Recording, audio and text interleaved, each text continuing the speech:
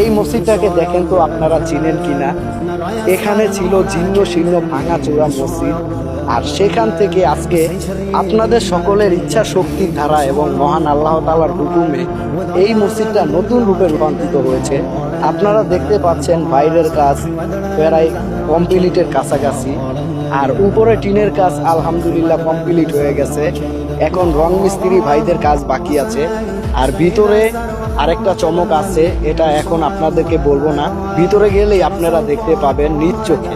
চলো, এই যে দেখতে পাচ্ছেন থাই লাগাইছে, থাই লাগানো কমপ্লিট। তারপর হচ্ছে এখানে একটা মসজিদের যে নামটা, এই নামটা এখানে থাকবে, যে নেম প্লেটটা এটা। আর সামনে একটা নেম প্লেট লাগাইয়া দিতেছে রাজমিস্ত্রি ভাইরা। ভাই, আপনাদের নেম প্লেটের কাজ আর কত দূর আছে? কতক্ষণ লাগবে? 10-15 মিনিট। 10-15 মিনিট। এদিকে দেখাও নেম প্লেটটা ভাই, একটু ধরান তো। এই যে দেখেন আমাদের মসজিদের নামটা কত সুন্দর করে এটা বানানো হয়েছে, এখানে লাগানো হবে।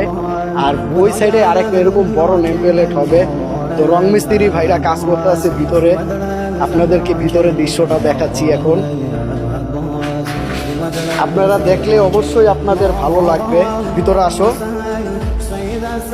এই যে দেখেন এখানে কিছুদিন আগে যেখানে ছিল জীর্ণ শীর্ণ ভাঙাচুরা মসজিদ, এখানে দেখতে পাচ্ছেন কিছুদিন আগে ছিল এটা খালি ময়দান, শুধু এখানে কাজ করা হয়েছিল। আর আমরা সেই ভিডিওতে বলছিলাম এখানে টাইলস করা হবে, আর সেই টাইলসটাই করা হচ্ছে। আর এখানে দেখতে পাচ্ছেন আপনারা যে আপনাদের সকলের প্রিয় ড্রিম বাইকার হানিফ হোসেন এবং আপনাদের সকলের উদ্যোগে যেই টাইলসটা আনা হয়েছিল সেই টাইলসটা লাগানো হয়ে গেছে।